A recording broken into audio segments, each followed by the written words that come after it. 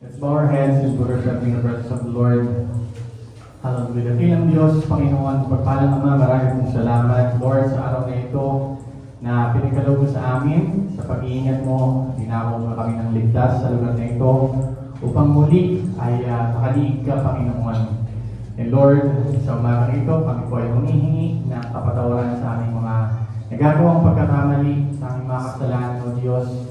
Patawarin mo kami, Panginoon, linisin mo ang bawat isa. Gawin niyo po kami karapat-dapat, Lord, na humarap sa iyo ngayong umaga. And Lord, sa umaga nito, Panginoon, humihingi po kami ng iyong presensya, ng iyong banal na Espiritu, na samahan mo po kami, Panginoon, sa simula hanggang katapos-tapos ng aming gawain. May your love, grace, Panginoon, and mercy ay maramdaman ng bawat isa sa umaga nito. Ikaw lamang, Panginoon, ang aming maitaas. Ikaw lamang, Lord, ang aming makita.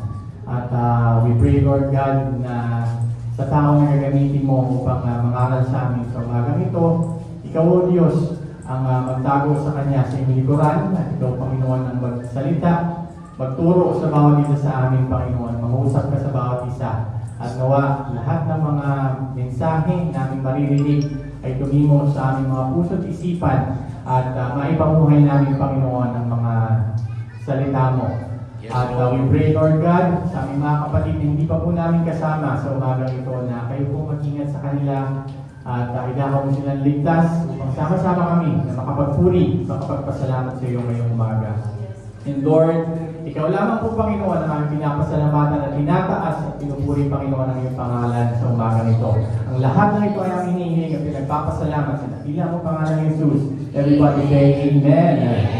Amen. Praise the Lord, mga kapatid. Handa na ba tayo magpuri sa Panginoon?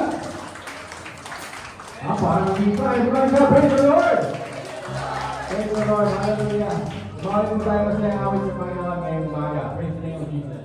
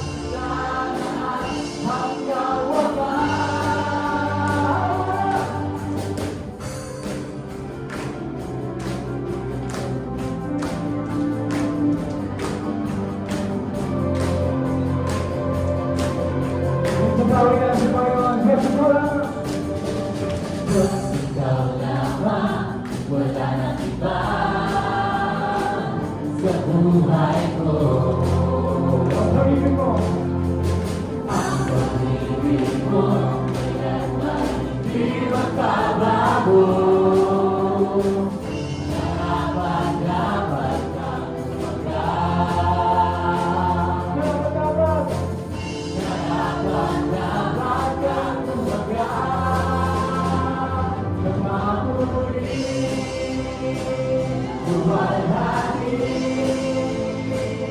oh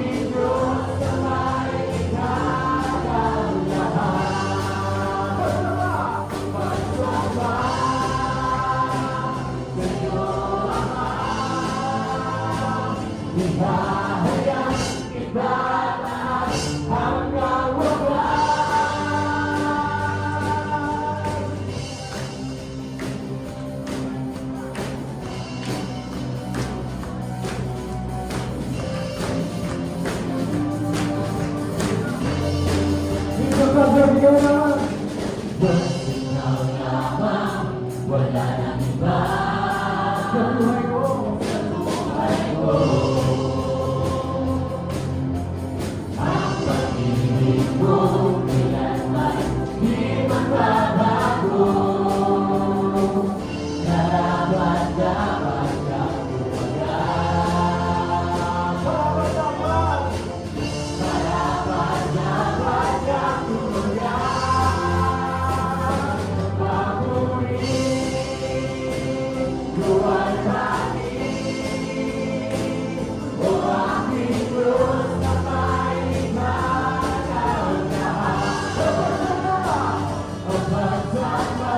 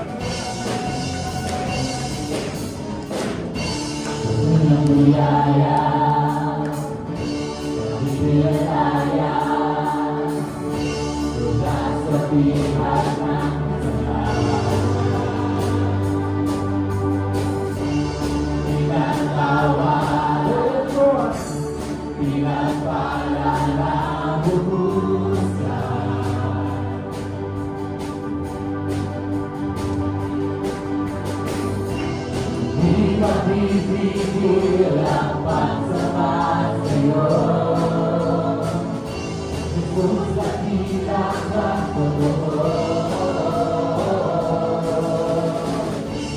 ang lahat ay nagsasaya. Jesus, papupurihan ka. Ikaw lamang ang tanging pag-asa. Ang lahat ay magsasabi, ang lahat ay luluhod. Jesus, ikaw lamang ang Panginoon.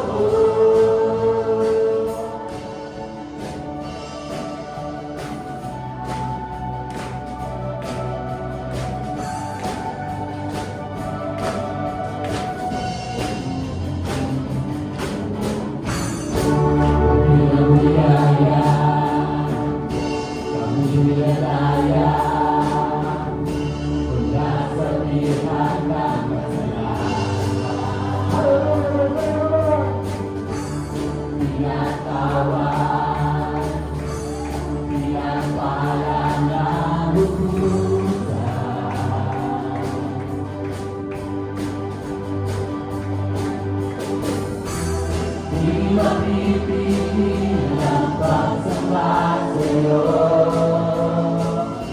Jesus, kabilang ang totoo.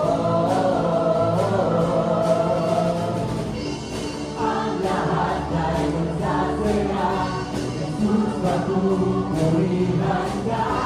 Ikaw lamang ang aming pag-asa. Ang lahat ay magsasabi, ang lahat ay luluhod. Jesus, ikaw lamang ang Panginoon.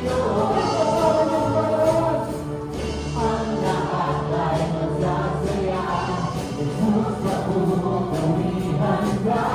Ikaw lamang ang aming pag-asa.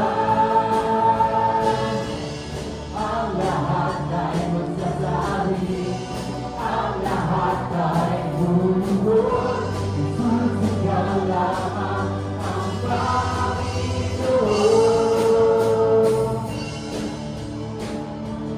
Hey, hey! Hey, hey!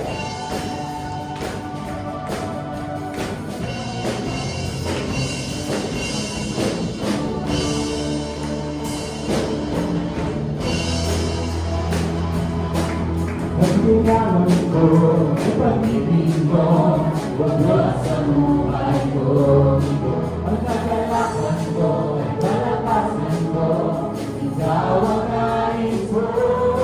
Ikaw lamang ang pupurihin, ang pangalan mo, gagamilain, wala sa'yo maihahambing, ang aming buhay ang bigay. Kahit ang aking nagdarama, gawin at piling ka, ang puso ko'y sumisita.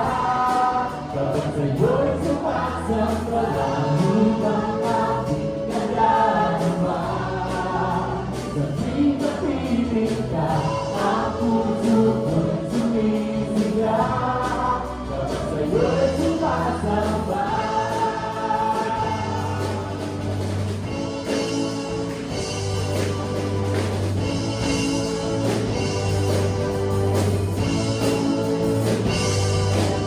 Tingnan ko ay pag-ibig ko, wagwas sa buhay ko. Ito ang kagalakan ko, nalakasan ko, ikaw ang nais ko. Ikaw lamang ang pupurihin, ang pangalan mo, gagabilain, wala sa'yo maihahambing, ang awit mo'y iyong bibig. Kahit ang aking nadarama, sa'yo'y papiling ka, ang puso ko'y sumisila. Kapag sa'yo'y sumasamba, kahit ang aking nadarama, sa'yo'y papiling ka, ang puso ko'y sumisila. Kapag sa'yo'y sumasamba.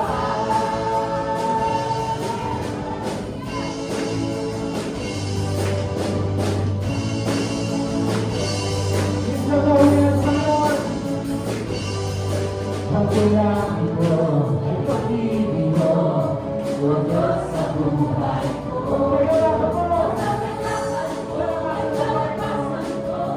Ikaw ang nais ko, ikaw lamang ang pupurihin, ang pangalan mo'y gagabilain, wala sa'yong maihahambing, ang aming mo'y iyong bibig.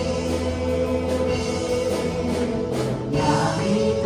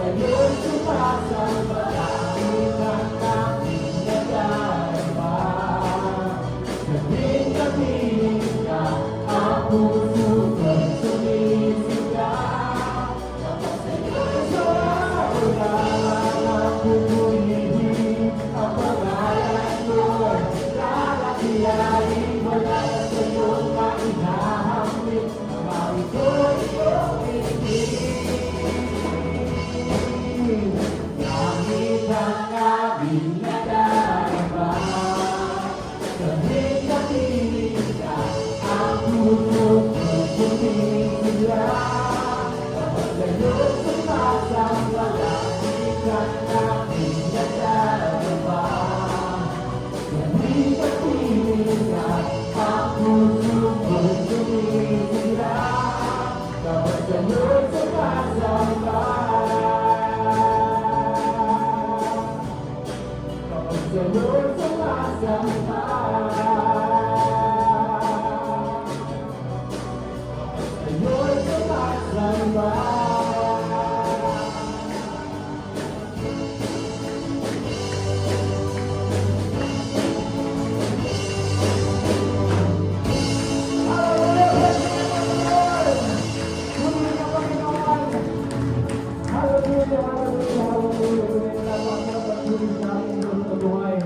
Praise the name of the Lord, King of Diyos, patuloy ng bagay ng ating Panginoon ngayong umaga.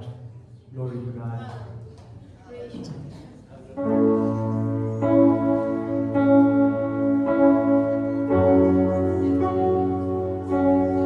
Oh, hallelujah, O Diyos.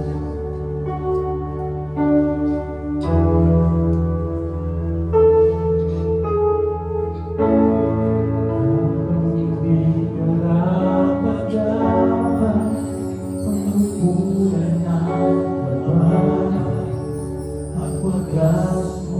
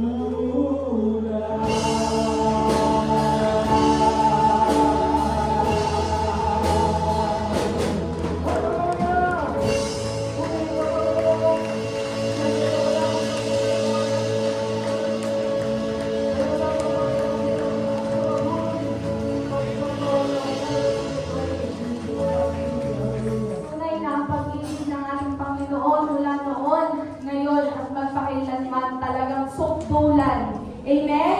Hindi lang ang kanyang pagmamahal, ngunit ang kanyang din biyaya na araw-araw na ibibigay sa atin. Amen?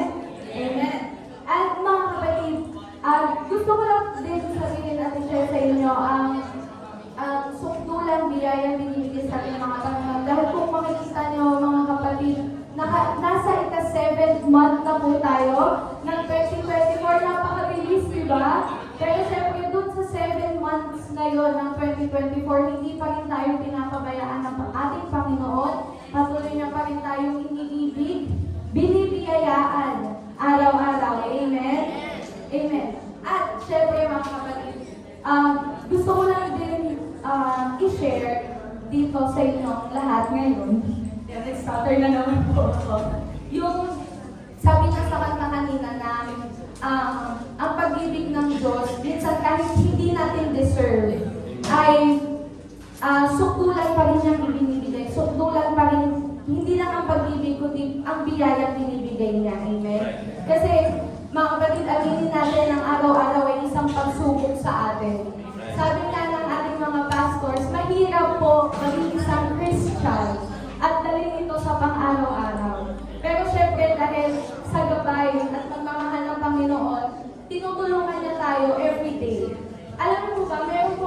kausap. Sabi niya po, meron din po kasi akong struggle sa buhay. Siyempre, nandito din po ako sa buhay ko ngayon na parang, ba't wala pa po ako napapatunayan sa age kong to? At the age of 24. Ngayon, minsan naiisip ko po yun mga kapatid. Minsan sumasagi talaga yun sa isip ko. Pero sabi ko, hayaan mo na. Sabi ko lang, isipin ko na lang. Hindi ko na lang masyadong pagkakalalihan pa. Pero kagabi, may nakausap ako. Friend siya. Sabi niya, parang ano daw, na-stranded daw siya dun sa lugar niya ngayon. Kasi 24 years old din siya mga kapatid. And the feeling daw niya, wala pa daw siya napapatunayan sa parents niya, sa family niya. Sabi ko, ano bang gusto mong patunayan at the age of 24? Sabi niya po, naniniwala daw po kasi siya na sa age namin, dapat meron na daw siyang ari-arian, meron na daw siyang mga maipagmamalaki, meron na daw po siyang naibibigay sa parents niya. Sabi ko sa kaibigan ko, anong sasabihin ko dito?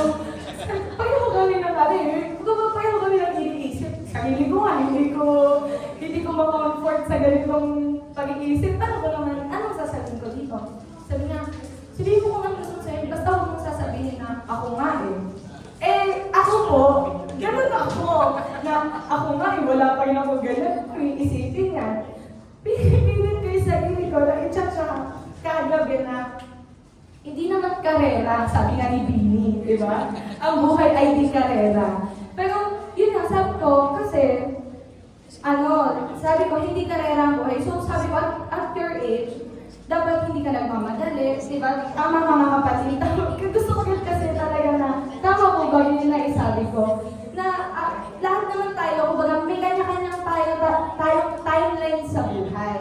At isa talaga sa palagi kong daladala, kapag may nakakausap ako ng same situation ko na hindi ko ma-apply sa akin, ay yung paborito nating verse, na lagi nating magbigay ng trust sa Lord with all our hearts, with all our minds, with all our soul, and with all our spirit. At lahat naman ng mga kapatid, kapag sinunod natin yun, ay talagang susunod na ang mga pagpapala, yung mga isipin natin, mawawash out lahat yan. Basta lahat ng isipin natin, magta-trust lang tayo sa Panginoon. Amen?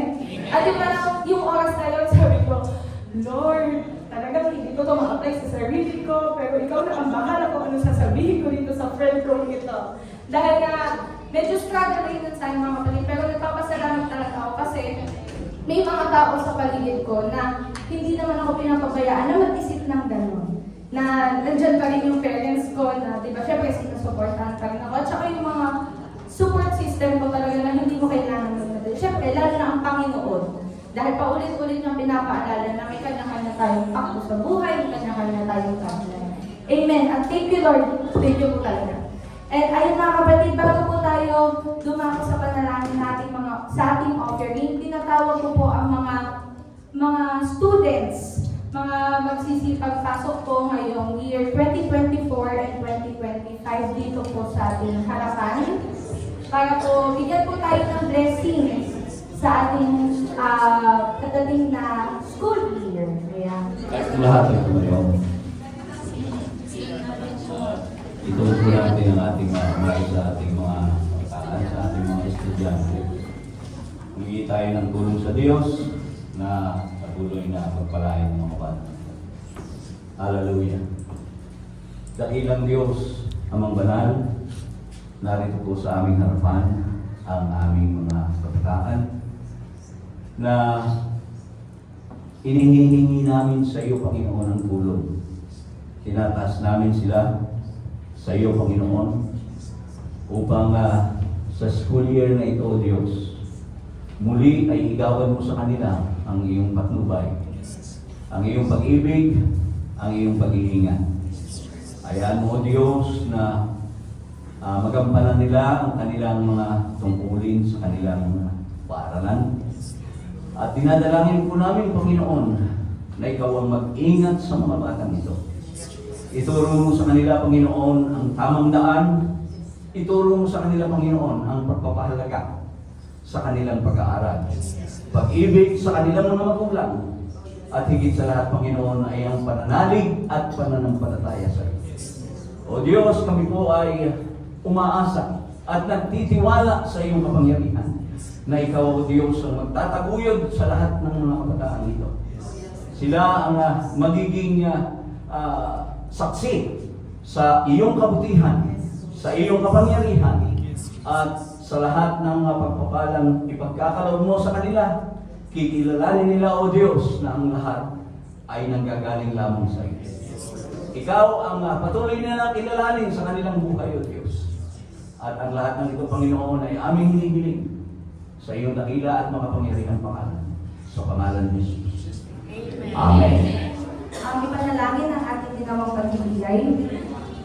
Ama namin makapangyarihan sa lahat, kami po ay lumutulog sa iyong harapan upang taas po ang mga nandog at ikapunan na ito. Panginoon, maraming salamat po sa blessings na patuloy niyo pong binibigay sa bawat isang dito. Nandito po kami at binabalik po ang mga ito sa inyo. Panginoon, kayo po patuloy na mag-bless sa aming mga negosyo, sa aming mga trabaho, Panginoon.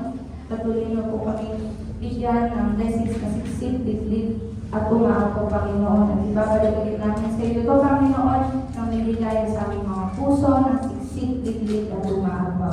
Tulungan niyo po kami gamitin ang mga handog at ikapunan ito sa ikalalagupan ng mga sambahan at sa lalo pang papupuri po ng inyong pangalan. Ang lahat ng ito po ay tinataas namin sa matamis mong pangalan, Jesus. In Jesus' name we pray. Amen. At mga kapatid, hindi na po natin patatagalin. Tinatawag po muli si Elton Lalo po para po sa ating preaching po for the week. Masaya ba kayo, mga kapatid? Dapat lagi tayo masaya sa ating Panginoon. Ang ating Diyos, ang sabi ko sa awit, kanina talagang touch ako doon sa awit na yun. Niyakap mo ako sa aking karumihan. Pag-iisipin ko po, mga kapatid, na nakatayo ako sa inyo ngayon at iisipin ko po yung buhay ko. Wala talaga tayo pagmamalaki sa Diyos. Makasalanan tayo. Lahat tayo nagkulang at laging magkukulang sa Diyos. Subalit, sukdulang biyaya ng Diyos ang pinaglaro sa atin. Kaya, medyo nabubulo na naman ang inyong linggo. At salamat sa Panginoon sapagkat kinuha niya tayo. Habang hindi karapat-dapat, wala naman talagang karapat-dapat sa Diyos. At tandaan natin, mga kapatid, na ang ating Panginoong Jesucristo ay namatay para sa mga makasalanan. At tayo po yun. Yun po yung biyaya ng Diyos na ipinagkaloob sa atin. At sa umagang ito, mga kapatid, tayo po lahat ay tumayo. Let's open our Bible in the book of 1 Samuel, chapter 15, verses 11 to 23.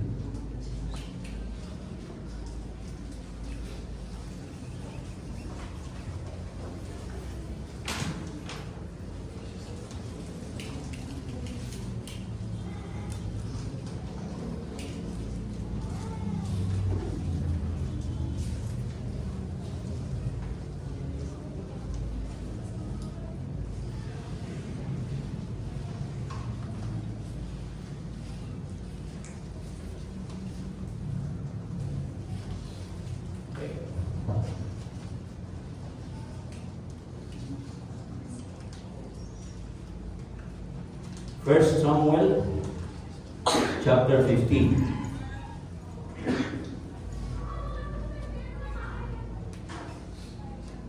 Lulo na mo ito.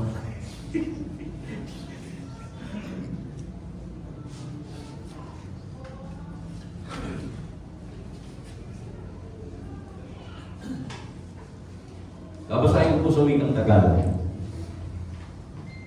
Sabi dito, ikinalulungkot ko na aking inilagay na hari si Saul, sapagkat siya'y tumalikod na hindi sumunod sa akin at hindi tinupad ang aking mga utos.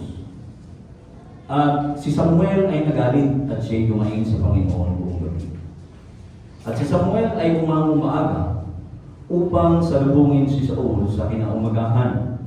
At nasaysay kay Samuel na sinasabi, si Saul ay naparoon sa Carmel at narito ipinagtayo niya siya ng isang monumento. At siya'y lumibot at nagpatuloy at lumusong sa Gilgal. At naparoon si Samuel kay Saul at sinabi ni Saul sa kanya, pagpalain kanawa ng Panginoon, aking tinupad ang utos ng Panginoon. At sinabi ni Samuel, anong kahulugan nga nitong iyak ng tupa sa aking pakinig at ng ungal ng mga baka na aking naririnig? At sinabi ni Saul, sila'y dinala mula sa mga Amalekita, sapagkat ang bayan ay nagligtas ng pinakamabuti sa mga tupa at sa mga baka upang ihain sa Panginoon mong Diyos. At ang natira ay aming lubos na nilipol. Nang magkagayon sinabi ni Samuel kay Saul, tumigil ka at aking sasaysayin sa iyo kung ano ang sinabi ng Panginoon sa akin ng gabing ito. At sinabi niya sa kanya, sabihin mo. At sinabi ni Samuel, bagaman ikaw ay maliit sa iyong sariling paningin, hindi ka ba ginawang pangulo sa mga lipi ng Israel? At pinahiran ka ng langis ng Panginoon na maging hari sa Israel. At sinubo ka ng Panginoon sa isang paglalakbay at sinabi, ikaw ay yumaon at iyong lubos na lipulin ang mga makasalanang Amalekita. At labanan mo sila hanggang sa sila'y manipol. Bakit nga hindi mo sinunod ang tinig ng Panginoon? Kundi ikaw ay lumaluho sa pananamsam at ikaw ay gumawa ng masama sa paningin ng Panginoon. At sinabi ni Saul kay Samuel, oo, aking sinunod ang tinig ng Panginoon at ako'y yumaon sa daan na pinagsuguan sa akin ng Panginoon at aking dinala si Agag na hari ng Amalek at aking lubos na nilipol ang mga Amalekita. Ngunit ang bayan ay kumuha sa samsam ng mga tupa at mga baka ng pinakamabuti sa mga itinalagang bagay upang ihain sa Panginoon mong Diyos sa Gilgal. At sinabi ni Samuel, nagtataglay kaya ang Panginoon ng dakilang pagkatuwa sa mga handog na susunugin at sa mga hain na gaya sa pagsunod ng tinig ng Panginoon? Narito, ang pagsunod ay maigi kaysa hain at ang pagdinig kaysa taba ng mga tupang lalaki. Sabi doon sa wikang Ingles, does the Lord delight in burnt offerings and sacrifices as much as in obeying the Lord? To obey is better than sacrifice, and to be is better than the fat of rams. Sapagkat ang panghihimagsik ay gaya ng kasalanan ng paghuhula, at ang katigasan ng ulo ay gaya ng pagsamba sa mga Diyos-Diyosan at sa mga tera. Sapagkat dahil sa iyong itinakwil ang salita ng Panginoon, ay kanya namang itinakwil ka upang huwag ka nang maging hari. Tayo pong lahat ay sumandaling yungko, tayo pong lahat ay manalangin. Dakilang Diyos, Amang Banal, narito na naman po kami, Panginoon, sa pinakamahalagang bahagi ng aming gawain sa araw na ito, ang pakikinig ng iyong mga banal na salita. Panginoon, kami po ay sama-samang dumudulog sa trono ng iyong biyaya, na muli ay mangusap ka sa amin sa pamamagitan ng iyong lingkod na gagamitin. Sa pamamagitan ng iyong banal na Espiritu at sa siyang maglalagay sa Kanya, O Diyos, ay ipahayag mo sa amin ang iyong kalooban. Ipaunawa mo sa amin ang iyong mga salita upang lubos namin makita at maunawaan ang mensahe mo para sa amin sa araw na ito. Umaasa kami, O Diyos, na hindi mo kami iiwan sa pasimula hanggang sa wakas. mananatili kang kasama namin. Ang iyong banal na Espiritu, O Diyos, ang inaasahan namin sa bagay na ito. Ito po ang aming hinihiling sa pangalan ng aming Panginoong Kristo. Everybody say, Amen. Amen. Purihin ang Diyos. Nakabalik po tayo sa ating mga upuan. Sabi ko sa ating binasa, obedience is better than sacrifice. Sa umagang ito mga kapatid, ay may isang katanungan na nais kong sagutin ninyo sa inyong mga sarili.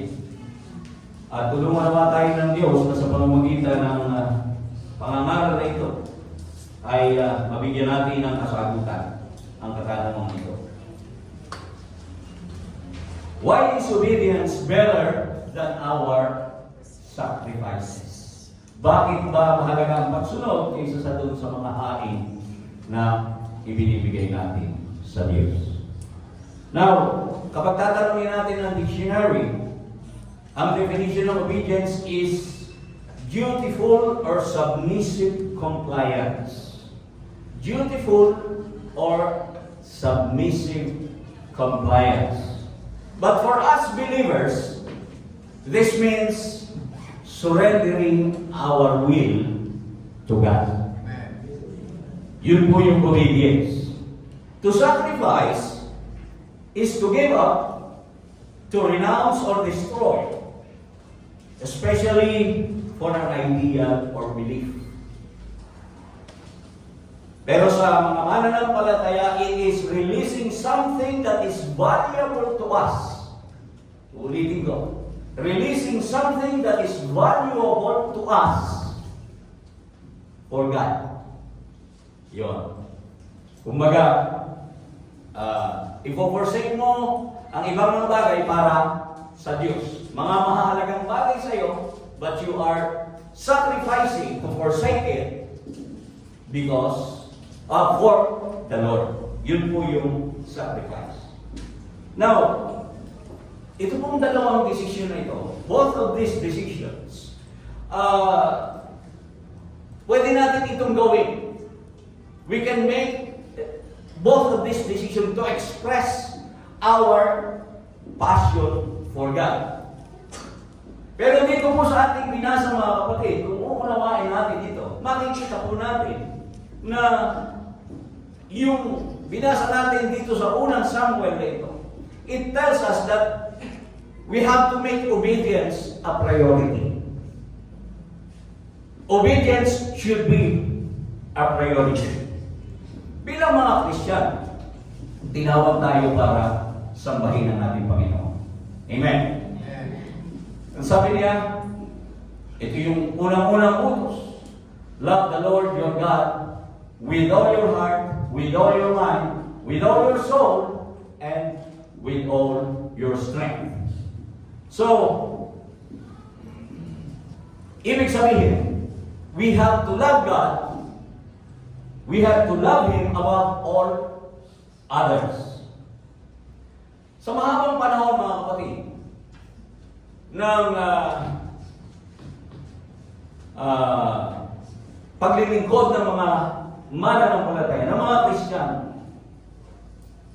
marami pong mga sakripisyo, maraming sacrifices ang ginamit ng mga tao upang ipahayag ang kanilang devotion sa ating Panginoon. Iba't ibang kaparaanan ang ginagamit. Meron pong mga tao na pag mahal na araw, nagpapapako sa krus. Nagpipinitensya. Yung po ay mga sakripisyo. At iniisip nila na yun ay isang bagay para ipakita nila yung kanilang devotion sa Diyos. At maging sa bagong tipan ay mayroon ding sakripisyo, mga kapatid, na sinabi si Apostol Pablo na kinakailangan natin gawin. In the book of Hebrews chapter 13 verse 15, ang sabi doon, we are urged to offer God our continual sacrifice of praise.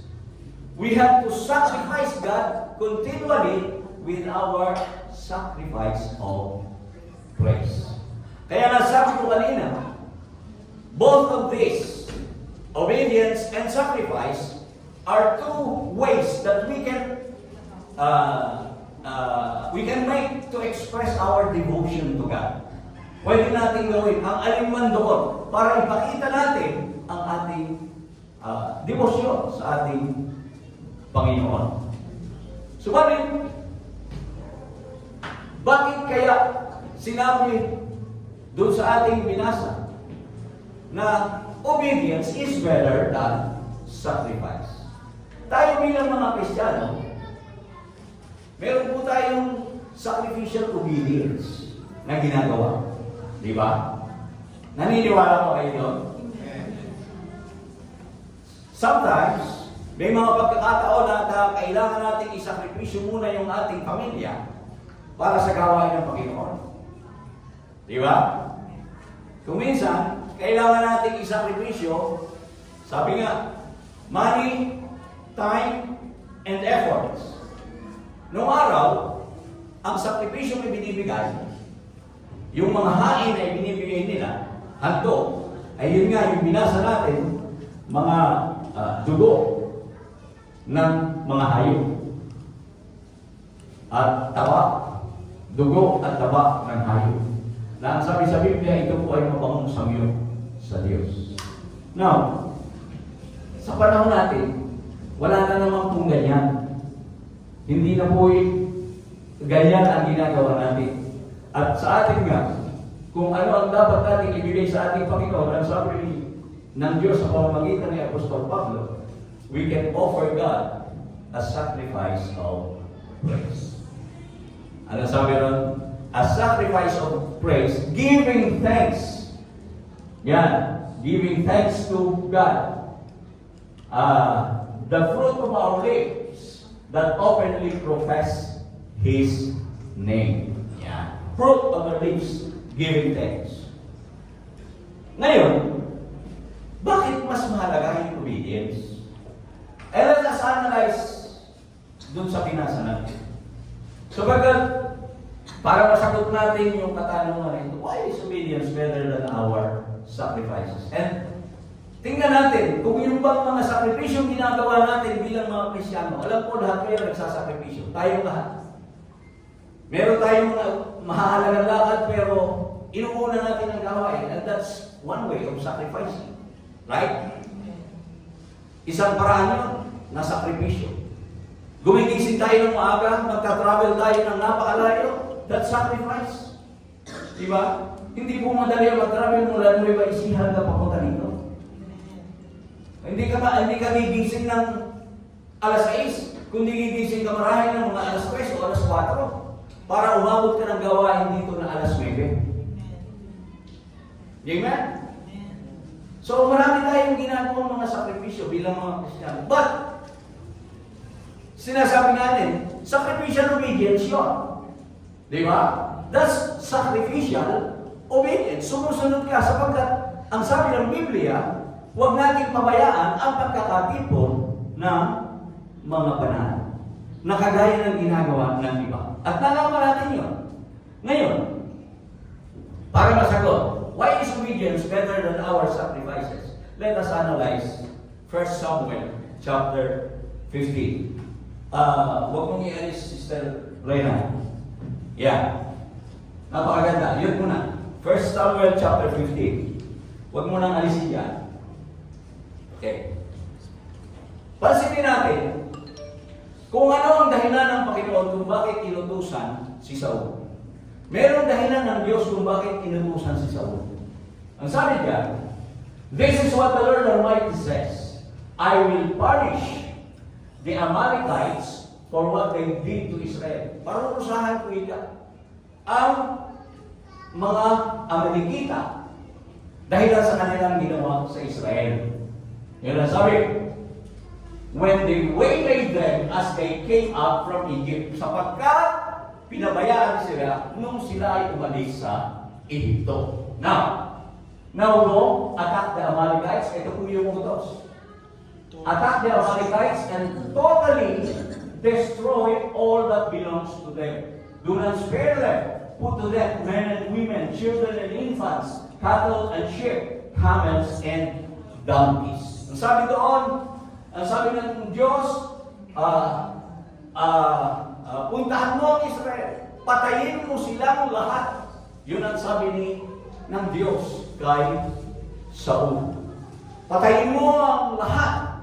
Matanda, bata, hayop, lahat ng mga hayop, wala kang ititira. Totally destroyed. So yun po yung utos. Subalit, doon sa pangyayari, at doon sa ating binasa, itong si Samuel, Propeta Samuel, ay kinausap ng Diyos. At ang sabi ng Diyos, doon sa ating binasa, 1 Samuel 15:11. Tingnan niyo ang sabi ng Diyos, I regret that I have made Saul king. Nagsisisi ako na ginawa kong hari si Saul. Sapagkat hindi niya sinunod ang aking utos. Nung marinig ito ni Samuel, nagalit siya. Kumbaga, nandungo siya buong gabi. At kinaumagahan, base doon sa kwento, pumunta si Samuel kay Saul at nung siya ay dumating, wala itong si Saul. Wala siya ron.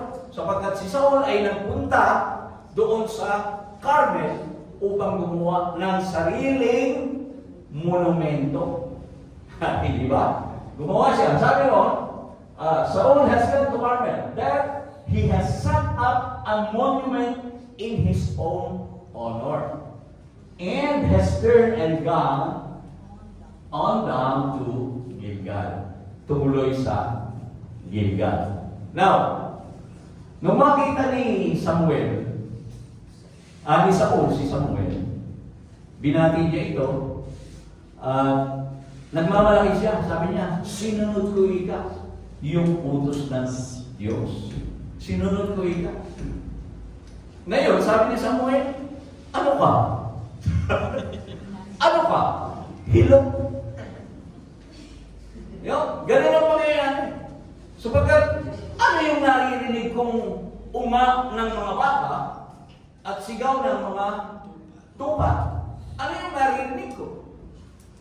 Sabi naman ito si Saul, yan ika, si Agag ika na hari, hindi ko pinatay. At ang bayan ika, kumuha ng pinakamatataba sa mga tupa at sa mga baka para ihandog sa Diyos bilang sakripisyo. Sabi ngayon yun ngayon yung tanong ni Samuel, nalulugod ba kayo ka ang Diyos sa mga taba ng mga tupa at sa mga handog? Hindi ba mas maigi ang pagsunod kaysa sa mga hangin at handog? So makikita po natin, ano naging diferensya? Hindi ba napakaganda ng layunin nitong si Saul? Maganda. But then, makikita po natin doon na yun nga yung sinasabi kanina, na base dito, ipinapakita ng Diyos that obedience should be a priority. Hindi yung sakripisyo. Because obedience is better than sacrifice. Why? Why? Why do you think? Because sacrifice can never be a substitute for obedience. Hindi mo pwedeng ipalit yung paghahain mo sa pagsunod. Dapat makita po natin ang bagay na ito. The command was clear. Di ba? Malinaw yung utos Patayin mo lahat. Wala kang ititira. Pero, hindi niya ito sinunod. Meron siyang iniisip na kanya. Anong nakita niyo doon? Kung i-analyze natin,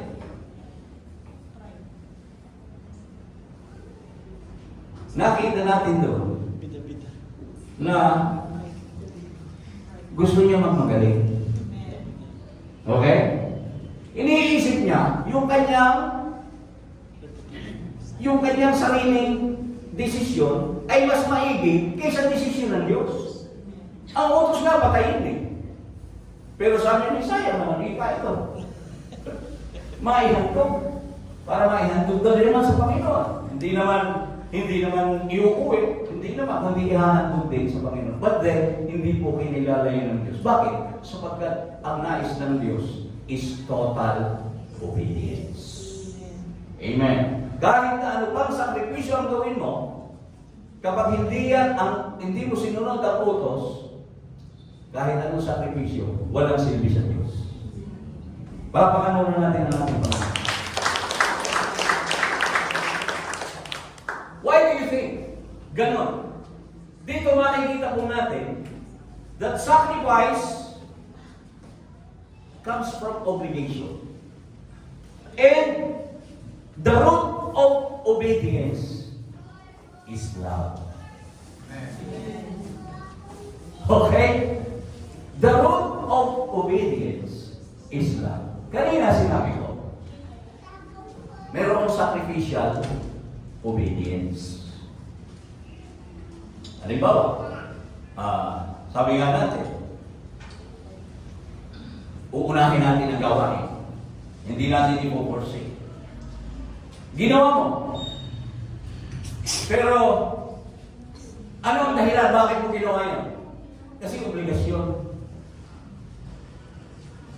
Kasi yun ang obligasyon ko eh. Hindi yun ang gusto ng Diyos, mga kapatid. Ang nais ng Diyos na yung ating pagsasakripisyo ay hindi bunsod ng obligasyon o hindi sa dahilan na ayaw nating magalit yung nag-uutos, kung hindi mahal natin yung nag-uutos. Palakpakan natin ang ating Panginoon. Para ma-illustrate ko ito ng maayos, mga kapatid, gagawa tayo ng isang example. Sa isang bata, kapag sinabi ng nanay niya, ito yung baon mo, ha? Ito, ang ibibilhin ko lang dito, sandwich, o kaya, basta tinapay o sandwich. Huwag kang bibili ng chichirya. Okay? Huwag kang bibili ng chichira. Huwag ka rin bibili ng soft drinks. Yun ang utos ng nanay. Okay? Pag nalaman ko, sabi ng nanay, pag nalaman ko na hindi ka bumili ng sandwich, tatanungin ko yung teacher mo. Pag nalaman ko sa teacher mo na ang bibili mo ay soft drinks, lagot ka sa akin. Okay? Opo, sabi ng bata. Pumasok yung bata, pag-uwi, tinanong ng nanay, kumusta? Kumusta ka school? Okay po. Anong binili mong merienda? Sandwich po, at saka po bottled water. Sabi ng bata. Very good. Tanong ng nanay, bakit yun ang iyong binili? Kasi po, baka malagot ako sa inyo. Yun ang sagot ng bata. Kasi sabi niya, lagot ka sa akin. Kasi po, baka malagot ako sa inyo. Sabi ng nanay, okay,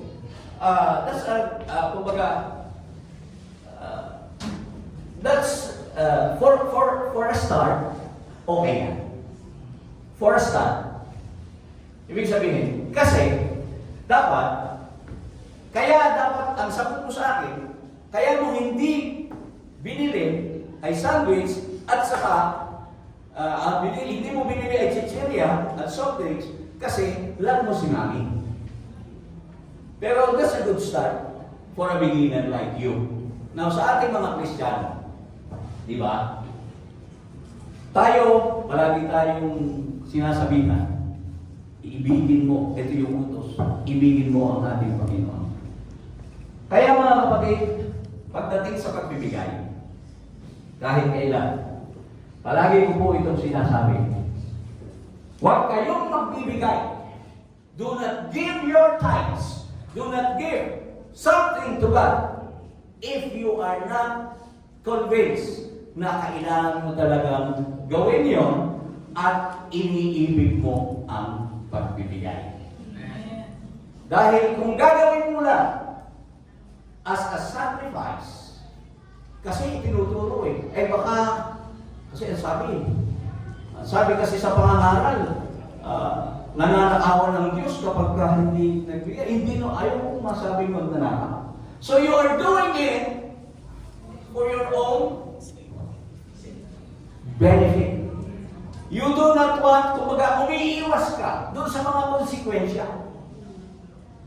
Pero hindi, yung ginagawa mo ay hindi dahilan sa mahal mo ang Diyos. Kaya nga palagi kong sinasabi, turuan mo silang umibig sa Panginoon. Turuan mo ang mga tao umibig sa Panginoon at lahat ng mga commands ng Diyos ay magiging magaang para sa kanila. At ito ay kanilang susundin because they are doing it, they are obeying the Lord out of their love. Di ba? So that's the difference. Doon natin makikita. Ngayon, yung bang mga ginagawa mo is out of love or out of obligation? You answer that for yourself. Hindi ako masasagot niyan. Kayo ang masasagot niyan. Why are these young people are here? Is it because nahihiya kayo kay Sister Tim? Is it because pinupuntahan kayo doon? At ayaw yung mapahiya? Kung gano'n ang inyong dahilan, you better not come because God wants obedience because of your love for Him and not for anybody else. Lahat na naririto ngayon. Kung kayo ay naririto dahilan sa ayaw nyo nang masabi, ayaw nyo nang may masabi sa inyo ang inyong mga kapatid, ang inyong mga brethren, ang inyong mga namumulog, si Brother Galo, nakakahiya kay Brother Galo, huwag kayong mahiya sa akin. Sa Diyos kayo mahiya. At kung kahihiyan lang ang bulsod at hindi pag-ibig, huwag na rin. Hindi po ako galing. Binibigyan ko lang po ng diin. So makikita po natin yung diferensya. Anything that we do, any sacrifice that we are doing for God should come out or should be done out of love and not of obligation. You just want to avoid consequences? Di ba? Umiiwas ka lang doon? Huwag na. Kasi sabi ng ating Panginoon, obedience is better than sacrifice. Palakpakan natin ang ating Panginoon.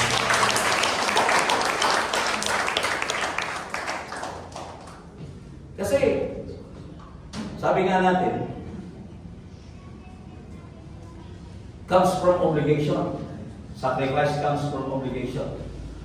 But the root of obedience is love. And gusto ng Diyos kasi, dahil para ipakita natin na tayo ay sumusunod dahil sa ating pag-ibig sa Kanya, dahil sa napaka-sukdulang biyaya na ibinigay ng Diyos sa atin. Yun dapat ang ating yun dapat talaga ang ating motibo sa ating ginagawang paglilingkod. We are sacrificing our money, our time, and effort for what? To God's consequences? No. Yung masasabi mo sa Diyos, Lord, I love you. Mahal na mahal kita. Kaya ko talagang isakripisyo ang lahat para sa iyo. Pag dumating na sa punto ng buhay mo na gano'n, doon lang nalulugod ang Diyos. Sapagkat ang Diyos ay hindi nalulugod sa mga hain na patungkol lamang sa ating mga sarili. Palakpakan natin ang ating Panginoon. Dahil sacrifices is about ourselves, but obedience is about God. Di ba? Ito man si Saul, nagsakripisyo siya, gusto lang niya maging pogi sa harapan ng Diyos. Pero, di ba, ang pagsunod kasi, it reflects a heart that is in love with Jesus. John 14:23. Ano sabi niya? Jesus replied, anyone who loves me will obey my teaching. Tingnan niyo Hindi naman sinabi ng anyone who loves me will sacrifice. Hindi. Anyone who loves me will obey my teaching. My Father will love them and we will come to them and make our home with them. Si Saul kasi, he just want to look good in front of God. Bakit kanya? Bakit ko sinabi yun? Hindi nyo ba napansin? Doon sa 1 Samuel 15:12, ang sabi doon, nagpatayo siya ng monumento para sa kanyang sarili. Sabi ko, early in the morning, Samuel got up and went to meet Saul, but he was told, Saul has gone to Carmel. There he has set up a monument in his own honor and has turned and gone on down to Gilgal. At sabi niya, nagmamalaki pa siya. I obey God's instructions. Sinunod ko yung utos ng Diyos, yung sabi niya. Pero nagpatayo siya ng sariling monumento. At kumbaga, pinapakita niya na talagang yung kanyang ginawa ay para lang sa kanyang sarili at hindi para sa Diyos. Ano ang katulad niya? Ito po sa Bagong Tipan, ang katulad niyan ay mga ninso. In Matthew chapter 23 verses 27 to 28, ito po yung itinuturo dito. Ito po yung mga Pharisees and Sadducees. Ang sabi dito, woe to you, teachers of the law and Pharisees. You hypocrites! Yan. Mga mapagpaimbabaw. You are like whitewashed tombs, which look beautiful on the outside, but on the inside are full of the bones of the dead and everything unclean.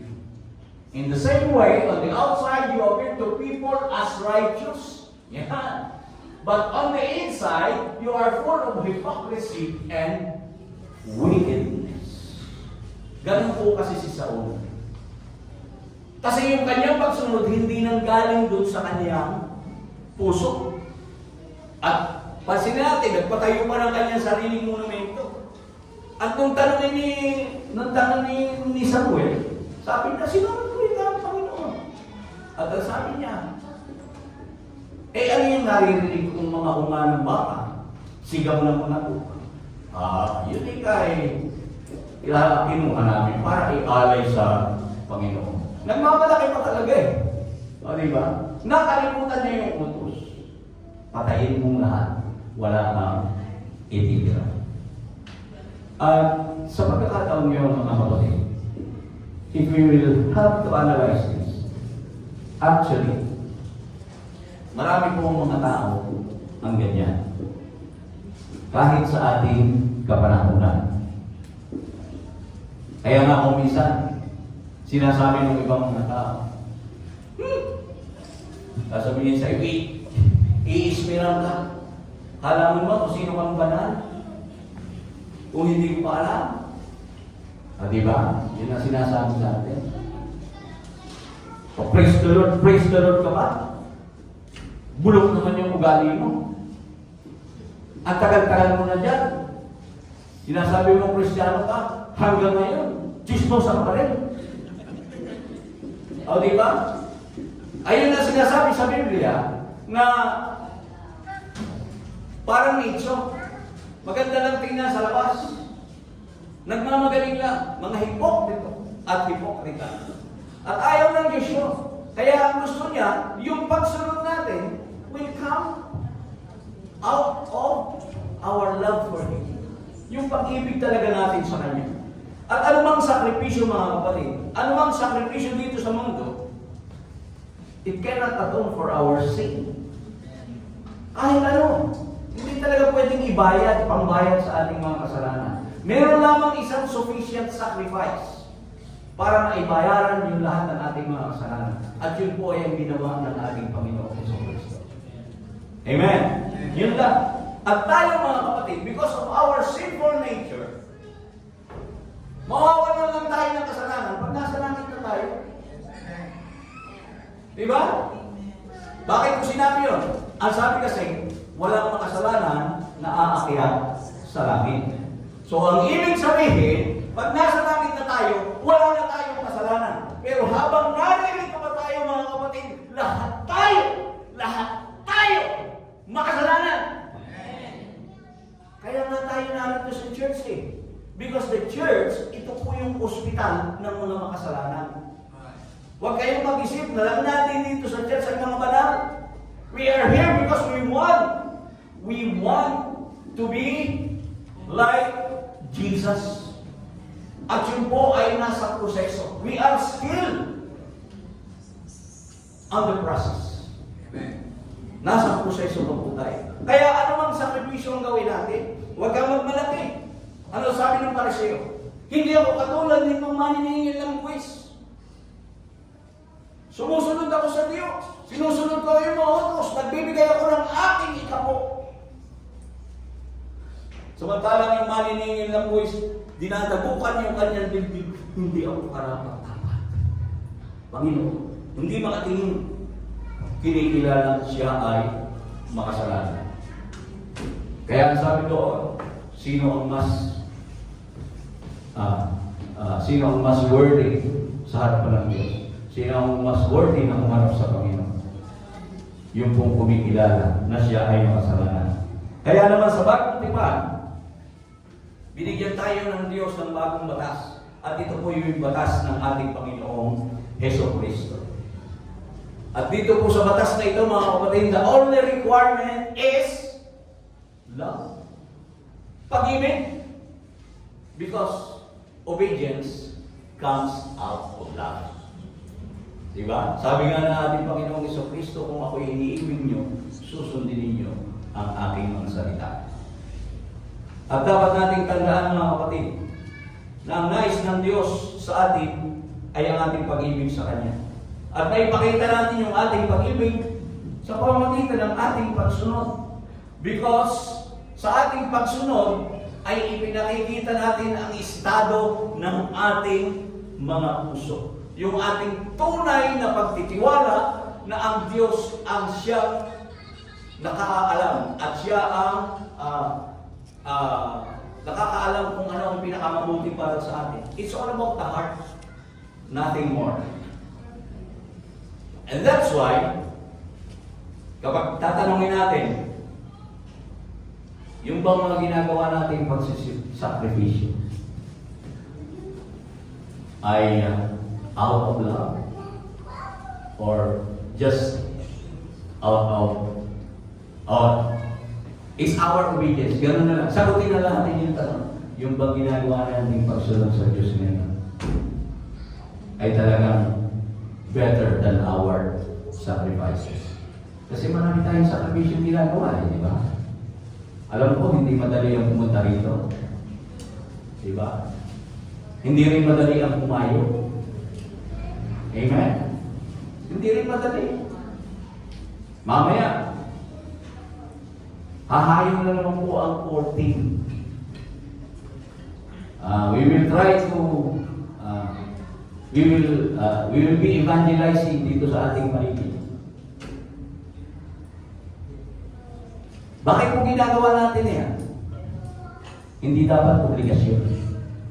Because we love the Lord. And we want to obey Him. Amen? Hindi dapat dahilan lang sa kaya kasasama ay nakakaya nagagano o nakakahiya dun sa ibang kasama sa team. Diba? Dapat mahal mo kasi ang Diyos eh. At hindi lamang po core team ang dapat. Dapat tayong lahat. Lahat tayo dapat nagbabahagi, nag-evangelize. Ipinapahayag natin ang kabutihan ng Diyos sa atin. Na kung tayo ay makasalanan pa, ang ating Panginoong Jesucristo ay namatay para sa ating mga kasalanan. Amen? Yun po yung nakitang bagay. Sukdulang biyaya na ibinigay ng Diyos sa atin. Hallelujah. At napakasimple lang naman ang ating message. Why is obedience better than sacrifice? Because sacrifice comes out of obligation. But obedience, the root of obedience is love. So, yung mga sakripisyong ginagawa mo ngayon, sacrificial obedience ba yan? O obedience out of love? So, dapat, bago umalis tayo sa iglesia dito ngayon, nasagot na po natin yan. And I would be very glad if next week, kayo pa rin yung naririto dahilan sa naunawaan ninyo at talagang nararamdaman ninyo na iniibig ninyo ang Diyos.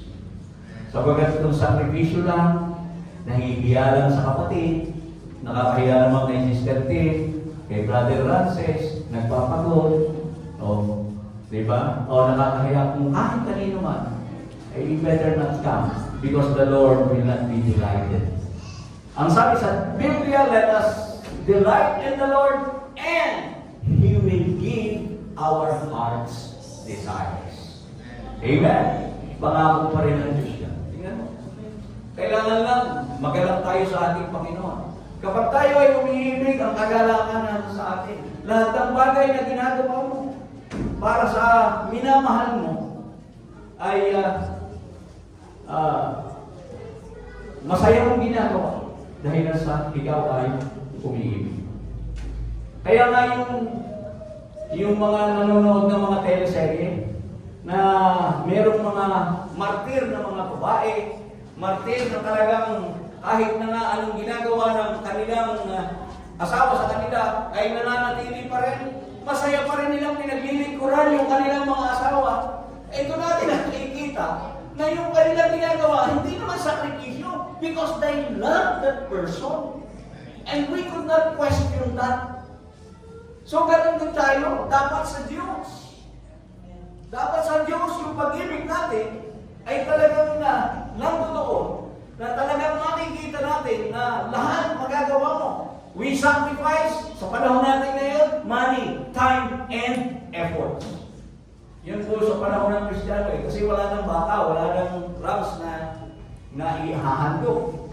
Ang ihahandog natin sa Diyos is our money, our time, and our efforts. Amen. And I hope that we're sacrificing our money, our time, and our efforts because we really love the Lord. Amen? Wala pa natin ng ating Panginoon. Ay po lahat ng mga purihin ng Diyos. Makipag-usap tayo sa Kanya. Kung tayo ay nagkulang, nagkamali, nagkasala, humingi tayo ng tawad. Sabagat ang ating Diyos lamang ang siyang bibigay ng kapayapaan sa ating mga sarili.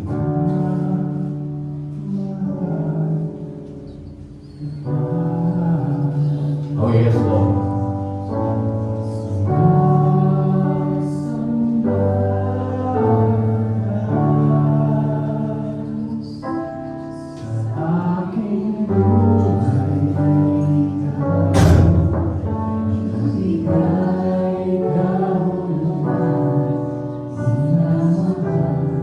Sinasamba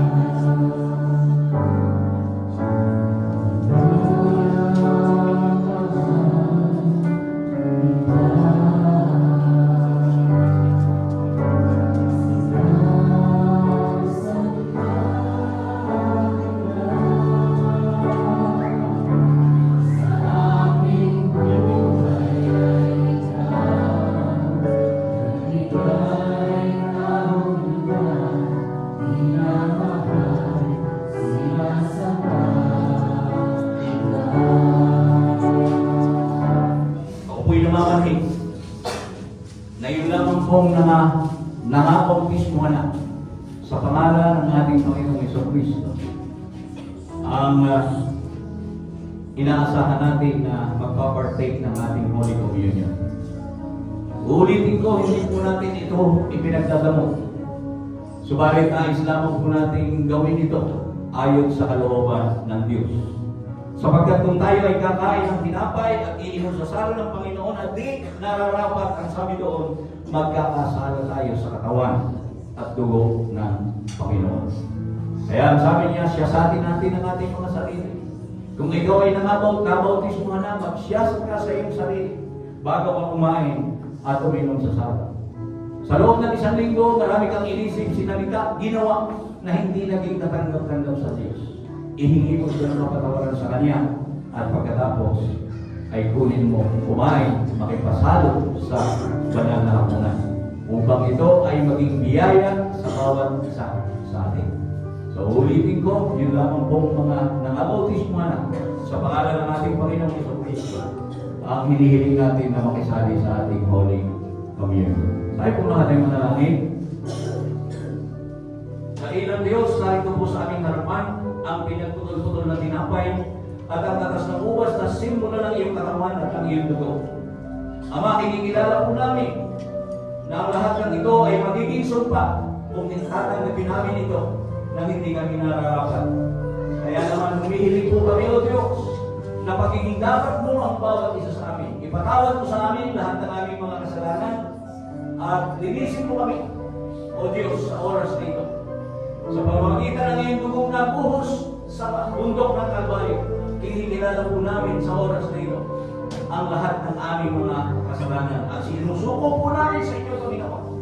Patawarin mo kami sa lahat ng aming mga karunihan. Ito po aming inihiling sa pangalan ni Jesus. Amen. Kunin po natin ang ating mga bahagi. Hawakan lamang po natin at sabay-sabay natin gagawin ang ating Holy Communion. Habang umiikot ang ating mga kapatid, panatilihin natin banal ang ating mga sarili sa harapan ng ating Diyos. Hallelujah. At hayaan natin na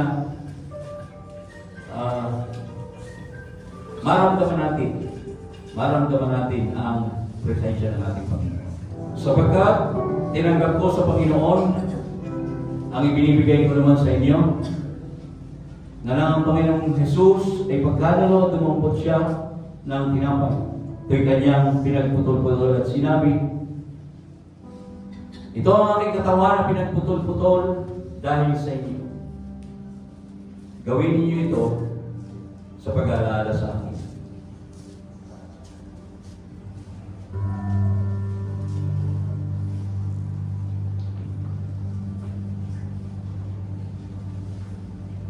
At gayon din naman, hinuwakan ang saro pagkatapos ng makahapon, sinasabi, ang sarong ito ay siyang bagong tipan sa aking dugo. Gawin niyo ito sa tuwing kayo magsisinom sa pag-aalala sa akin.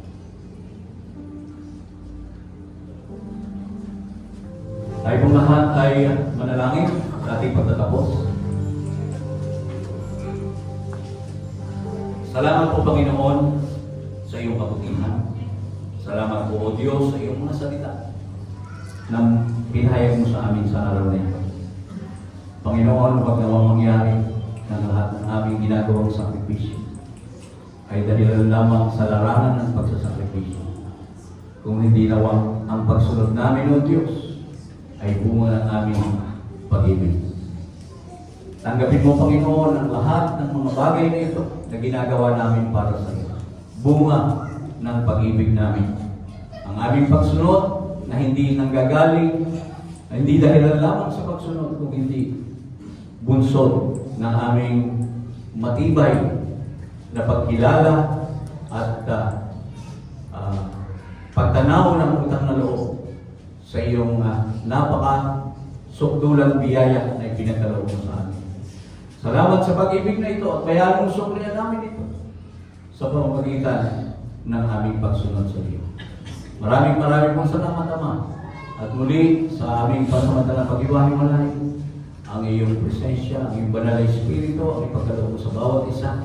Ingatan mo kami, Ama, kung paano mo kami dinala ng ligtas sa lugar na ito. Ibalik mo kami na ligtas sa aming mga tahanan. Ibalik mo kayo, Panginoon, sa aming mga susunod na gawain na palagi na ay nagtatagumpay. Ang lahat ng kapulihan, lahat ng kaluwalhatian at pasasalamat ay maingat namin binabalik sa iyong dakila at makapangyarihang pangalan. Sa pangalan ni Yesu Cristo. Amen. Ang biyaya ng ating Panginoon, ang kanyang pag-ibig at ang pakikibisa ng banal na Espiritu ay sumainyo nawang lahat. Tayo po lahat ay magkamayan at magmamayan bawat